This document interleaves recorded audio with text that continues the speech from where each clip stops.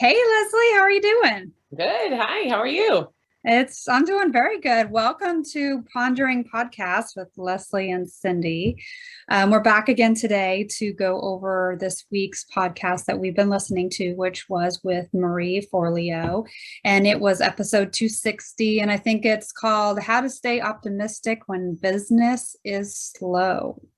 So I really liked a few of the things that she brought up, and I thought we could kind of dive in a little deeper in how that resonated with us.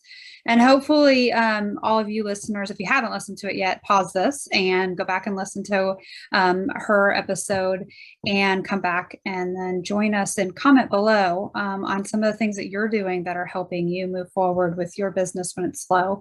But Leslie, I was really curious as to kind of what you thought when she started talking about the seasons and how we can't always be in spring.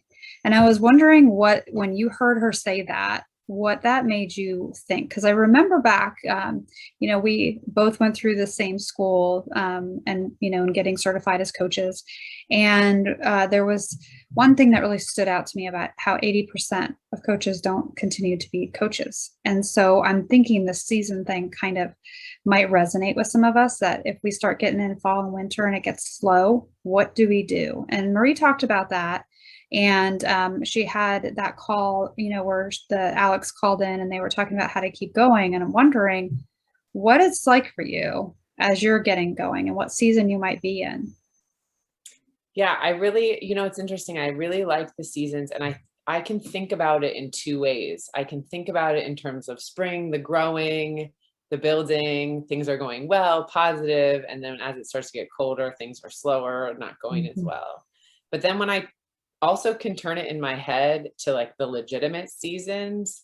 So I think a lot of times in coaching, people tend to be searching more for coaches at the beginning of a school year, September coming Mm-hmm. into fall, and also at the start of a new year in the dead of winter. So Mm-hmm. in my mind, I could go two places. When my business is slow and I feel like it's not really growing, I think my mind is very much like, okay, if I'm not finding a lot of new clients right now, what can I do to stay relevant? What can I do to stay Mm-hmm. present? Consistency is something that's very important to me in growing my business and being able to feel successful even when the clients aren't coming in, even when the money's not coming in. So one thing that I try to do, I have my business page on Facebook and my website, and I try to post consistently some things of value that I feel like potential clients or even just people with ADHD, people who are reading my posts, whether it's related to ADHD or coaching, just putting out some positive energy, some information, some value that people can just take in when to feel like I'm doing work towards my growing my business. So staying consistent and posting things and remembering that not every season is going to be spring. And when it is in those harder times, slower times, what can I do to keep myself on a track where I'm being consistent, I'm showing up? Because if I stop showing up, then people are going to think I've stopped doing it altogether. Yeah. So that's the way that I can keep myself on track and feel like even in the slower seasons, I'm still making traction. I'm still moving forward. I'm still adding value or putting value out into the world, which ultimately is my bigger goal, which we talked about recently with Mm-hmm. you, was, we want more awareness around mental health and coaching and whatever it may be, ADHD or any other, and acceptance in the world, right? So the more that I can Mm-hmm. put out and make it clear to the communities that I'm able to reach that this is something of value, then I'm being successful, whether it's spring or winter or fall Mm-hmm. or summer. Yeah. And then maybe in terms of the real seasons, maybe through summer when a lot of people tend to take breaks from therapies and coaching Mm-hmm. and things and they vacation, I can be providing that value until I get to a spring part in the fall or maybe in the new year when people are deciding to try something new. Yeah, you saying that value part just made me feel resonated where I want to be value added to my clients, to whomever is on my pages, with the social media that I do. And I'm not a big personal user of social media, but I like inspiration. So that's what I will go to it for. And so I'm putting it out there. And as far as like seasons, I feel like exactly like what you were saying. When do we find our clients? When do people typically start needing help? When are they, falling into those ruts, or when do they start getting energized? And identifying that is exactly what you talked about. School starting, Yeah. people, when there's shifts in jobs, the new year, when people start setting those resolutions that they want change. And when there's these slow times, it really leads into what she was talking about when she said, we always need to be marketing. How can you adopt that always marketing habit in your business? And I know for myself, I have a schedule, and staying, disciplined is hard when can walk out that door and be in your kitchen, Yeah. or be called upon. And I think that's the hardest part of being, an entrepreneur, where you have your own business, you can, run it from home, but you also have this credibility piece and this presence, like you talked about. So, when I was thinking of like the always marketing, I think my message and being consistent with that message is really important. And I really like that she spoke to that, because I think for our coaches who might be struggling, or ones that are doing great, sharing, what do you do? What is your system, and is it working? And then somebody else might comment and say what they're doing. We can tweak it for each other in this community of coaches to keep doing what we do better and easier. Why reinvent the wheel if we don't have to? Yeah. That's part of like listening to these podcasts, getting this information, you and I like sitting and talking and getting the wheels turning of how can we make this better for each other and have that success. So, Greg talked about the recession proof part. I think, coaching comes and goes, but just having that relevance in the business growing the way that it is, if anything, did that feel like to you, as far as having that staying power, no matter what the economy is doing? Because obviously we're all in this big flux right now of the economy. How can you kind of keep that in your mind as you move forward and trying to coach? Because we have value. We were taught not to give it away.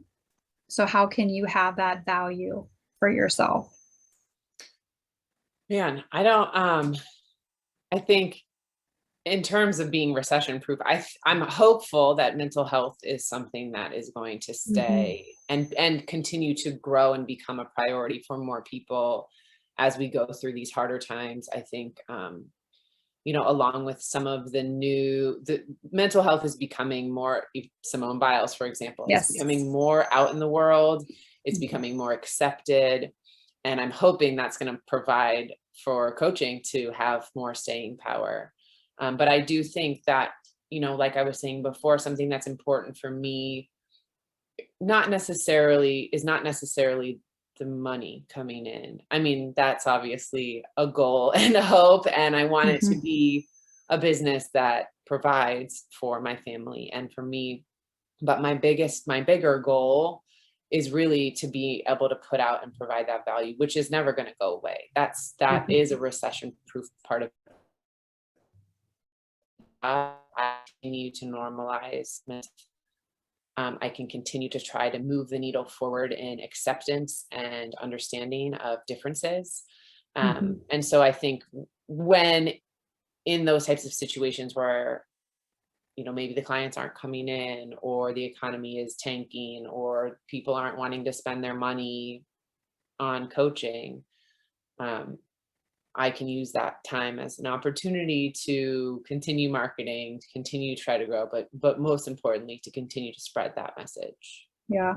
Well, I love that. I mean, I think just knowing that mental health is in the forefront of a lot of different areas now. I know even, big business is putting, some, at least a spotlight on it, with that, many of them offer coaching even within the bit, within the business. And I think it's growing. And, I'm very similar to you. Yes, I want clients. I love paying clients. That's great.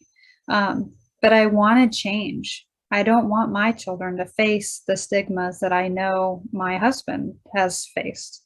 And I feel like I'm doing a good thing. They're both willing to embrace it. Whereas, my husband has struggled to embrace it. And I don't want that for my kids. I want them to be able to realize and put their strengths to, usability and not be hindered by weaknesses. So I feel like I have this inner burning feeling that I want to share as part of being this Facebook group and joining with you to do the things that we've been doing, is just to encourage, all of us to keep growing, having that open mindset that we can do things and we can evolve. And I'm hoping that through what we're doing here in like Pondering podcasts, that opens a conversation. Because that's like the start with mental health. It was opening the conversation, being willing to say where we really are. That's tough at times. So, is there anything you want to add that a takeaway from this podcast for our group that you'd like to share?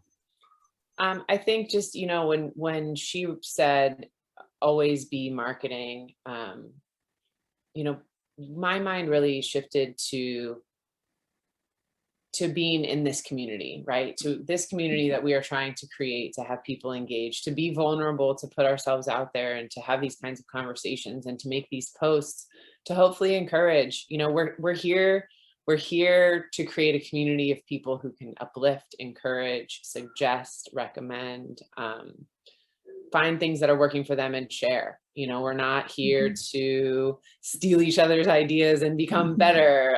I think that as a community of like-minded people who have a similar goal of improving the world's mental health, that we can kind of band together. And so part of that, always be growing, always be moving forward, even when business is slow. I think part of that needs to be when we lift each other up, we all rise together.